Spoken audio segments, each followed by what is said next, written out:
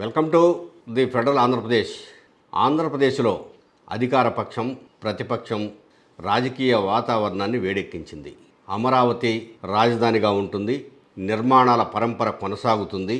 2029లో ప్రధానమంత్రి చేతుల మీదుగా అమరావతి రాజధాని భవనాల సముదాయాన్ని ప్రారంభిస్తామని ముఖ్యమంత్రి చంద్రబాబు నాయుడు పదే పదే చెప్తున్నాడు. ఎవరు ఎన్ని మాట్లాడినా అమరావతి దేవతల రాజధాని. వెంకటేశ్వర స్వామి ఇక్కడే ఉన్నాడు, కలియుగ దేవుడు. ఆయనే అన్ని చూసుకుంటాడు. అమరావతి ఆపడం ఎవడి తరము కాదని మరొక్కసారి మీ అందరికి విజ్ఞప్తి చేస్తున్నా. వచ్చే ఎన్నికల్లో మా నినాదం మావిగన్. ఎన్నికల మేనిఫెస్టోలో కూడా దీనిని చేరుస్తున్నాం. మచిలీపట్నం, విజయవాడ, గుంటూరు ఈ ప్రాంతమంతా కలిపి అభివృద్ధి చేయటమే మా ప్రధాన ధ్యేయం.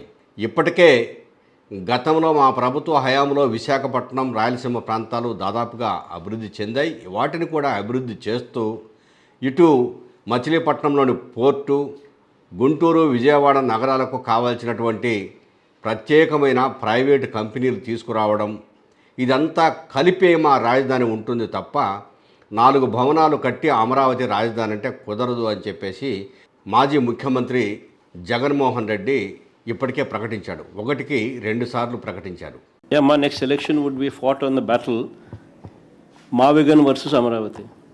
Yes, we would stand by it. We are for Mavigan. Everybody who is for Mavigan will vote for YSRCP. Everybody who is for Amaravati will vote for Chandrababu. We will stand by it. We will make it an election issue for them. We'll put it up in the manifesto also. Mavigan, YSRCP. We will stand by it. Let's see how people will vote.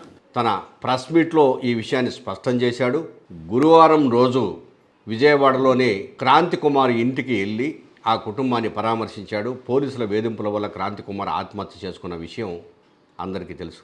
ఈ వేధింపుల నుండి మన ప్రభుత్వం త్వరలోనే వస్తుంది, కాపాడుతుంది, మీరేం భయపడాల్సిన అవసరం లేదని చెప్తూ ఆ సందర్భంగా విజయవాడలోనే మనం ఉన్నాం, ఆ పక్కనే డీజీపీ ఆఫీస్ ఉంది, ఆ పక్కనే చంద్రబాబు నాయుడు నివాసం ఉంది, ఇన్ని ఉన్నా కూడా పోలీసుల వేధింపులు ఈ విధంగా ఉన్నాయంటే ఇక మనము భవిష్యత్తులో విజయవాడనే రాజధాని చేసుకొని పరిపాలన కొనసాగిస్తాం, నేనున్నానని చెప్పాడు.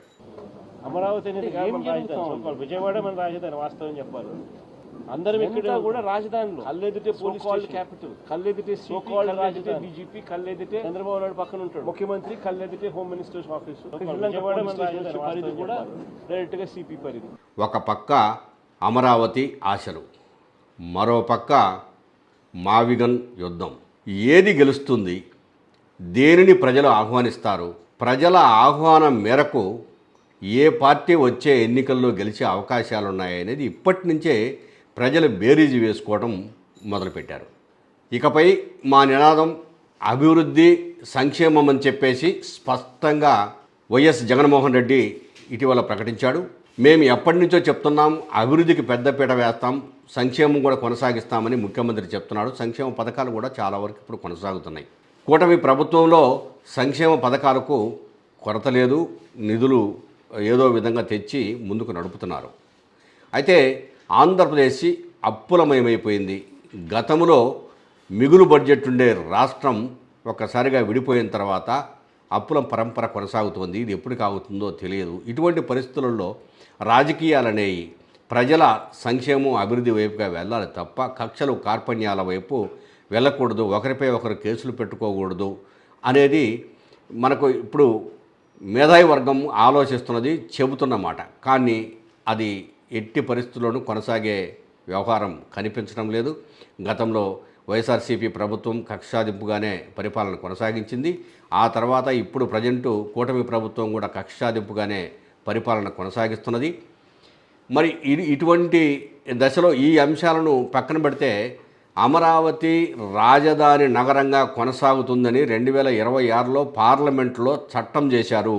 ఇక ఎవరు అమరావతిని రాజధాని కాదు అని అనలేరు. పరిపాలన కూడా అక్కడి నుంచి చేయాల్సిందే.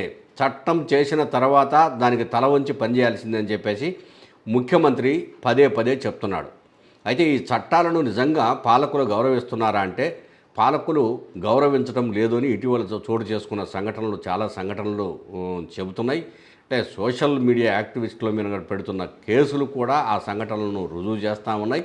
ఇలాంటి పరిస్థితులలో నిజంగా అమరావతి అలాగే ఉండి పరిపాలన అక్కడి నుంచే మొదలవుతుందా, లేదు మావిగన్ అన్నట్టుగా గుంటూరు, విజయవాడ కేంద్రాలుగా లేదా మచిలీపట్నం కేంద్రంగా రాబోయే ఎన్నికల్లో గెలుపు ఓటములను బట్టి కొనసాగుతుందా అనేది మనం వేచి చూడాలి.